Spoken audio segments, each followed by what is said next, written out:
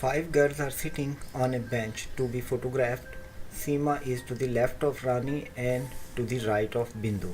इसलिए ये तीनों एक लाइन में आ गए. सीमा के राइट पर रानी और सीमा से पहले बिंदु.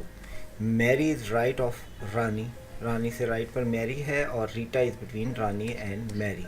इसलिए रीटा दरमियान में आ गई और रानी के राइट साइड पर मैरी आ गई. इस अरेंजमेंट के बाद क्वेश्चन है who is second from the right. Second from the right पर मौजूद है रीटा, जो कि ऑप्शन सी में दिया गया है. इसलिए इस क्वेश्चन का करेक्ट आंसर है ऑप्शन सी.